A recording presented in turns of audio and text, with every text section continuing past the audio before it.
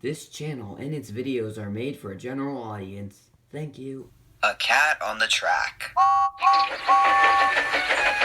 It was fall on the island of Sodor. All the engines were working extremely hard. They wanted to get all their work done before Halloween. They all loved seeing the children in their Halloween costumes, even though some of them could be rather spooky. It was 3 days before Halloween. Sir Topham had arrived at Tidmouth Sheds. He had urgent news. The cement works is not making as much money as they were hoping to make. Therefore, it is going to be shut down in the next few days. What's going to happen to Fergus? Don't worry. Until we find him a new home, he shall be working in the clay pits. Wait, I'm not a truck, In the meantime, the cement works is going to have a little Halloween party to say its final goodbyes. Thomas, once you have finished with your regular jobs, you shall take the final train of guests to the party. Yes, sir, Thomas puffed excitedly, and he set off happily. As Thomas puffed along with his local train, he tried to be early at every station. He wanted to have as much time as possible to take the guests to the party. But when Thomas arrived at dry-off, he wasn't so lucky. Thomas looked back at the platform to see if the passengers were getting in. Then, he noticed the station master petting his kitten in his arms. "Oh dear," said Thomas's driver. "What's the matter?" asked Thomas. "Black cats always bring bad luck. We best be careful, Thomas." Thomas thought the idea was silly. "Pah!" he said. "Like we're gonna have bad luck. Not on this special day."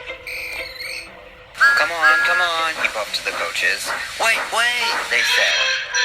Ugh, not again. "What did I tell you, Thomas?" said his driver, laughing. Thomas rocketed along the line, trying to make up for lost time. Mustn't be late, Thomas panted. But then there was more trouble. Thomas looked ahead and saw that there was a brake van blocking the line. He applied his brakes and stopped just in time. Oh look, Duck broke down and he's holding everyone up. "Botheration," groaned Thomas. "Do you suppose you could give me a push?" Duck asked hopefully. "I don't have a choice if I want to be on time," Thomas grumbled. Thomas pushed as hard as he could. At last, the heavy load started to move.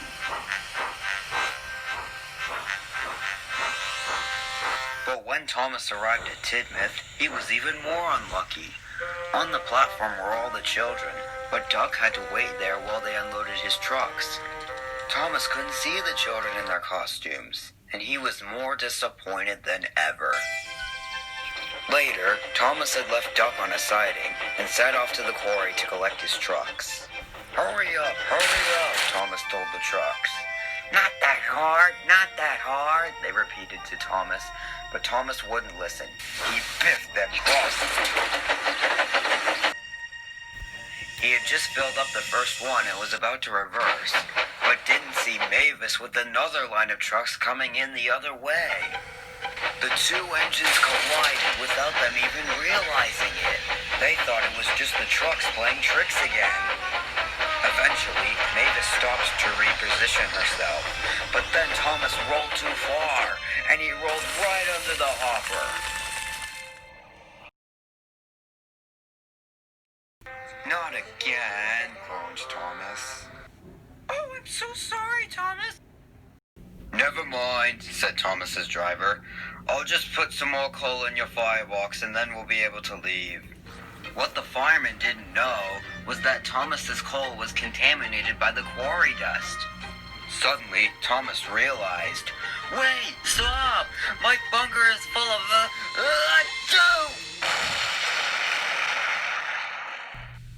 quarry dust." At last, Thomas's firebox and bunker were cleaned out and he made his way to the docks. Normally, Thomas would stop and say hello to Salty, but not today.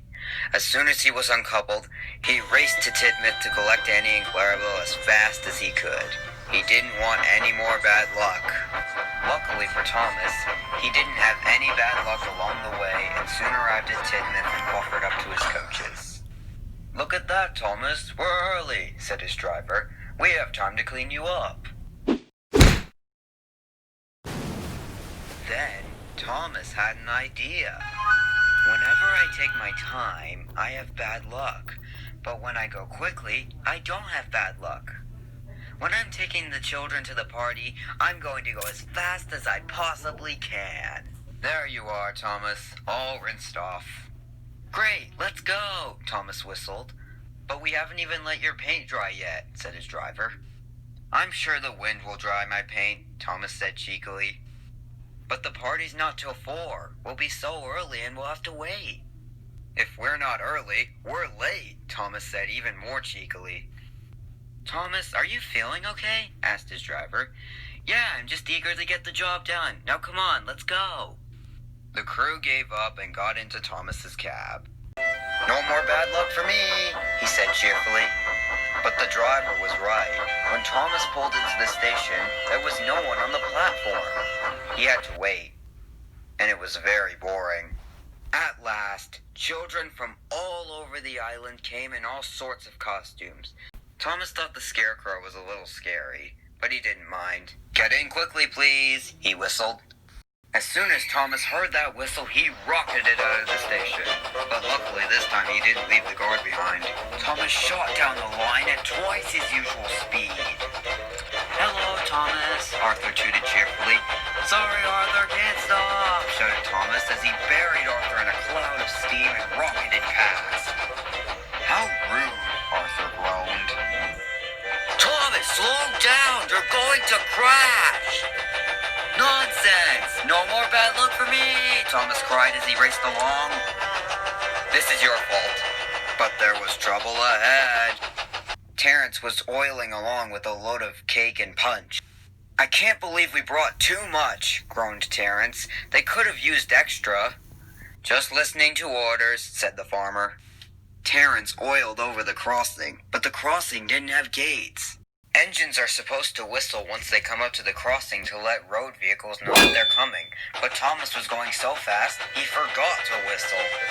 Suddenly, he saw Terrence up ahead. "Cinders and ashes!" he cried. There was no way Terrence could move in time, and there was no way Thomas could stop.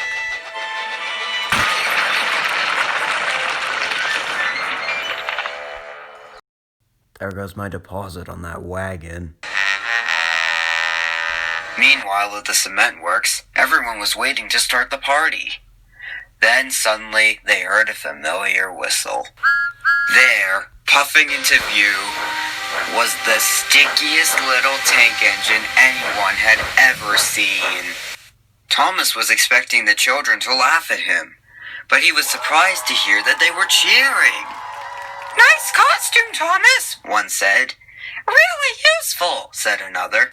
Mavis was the only one laughing. "As Sir Topham Hatt would say." "You look like an iced cake," a voice interrupted.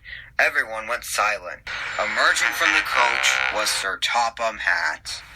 "Oh, sir, I didn't know you were on the train." "Thomas, why were you going so fast?" "I was going to ask them if I could have that cake. I was going to donate that extra cake to charity." "I'm sorry, sir. I just didn't want to have any more bad luck." "Bad luck? What are you talking about?" So Thomas explained what his driver had told him and about his full day. Sir Topham Hatt stared, then erupted into laughter. "That's just a superstition, Thomas. Nothing more," he said with a grin on his face. Thomas was relieved. "But next time, tell me immediately before you go smashing into a cart." "Yes, sir. Sorry, sir." "And normally I would punish you for doing something like that, but I think you've been through enough today." "Oh, thank you, sir," Thomas sighed of relief. The cement works manager asked Thomas if he wanted a wash down, but Thomas said he wanted to keep the cake and jam on because he felt like it was a good Halloween costume. And the party was a big success. Even though the manager was sad to be losing his business, he was happy he had gone out with a bang. Thomas still thought the kid in the scarecrow costume was a little scary, but not black cats, because now he believes that they're good luck.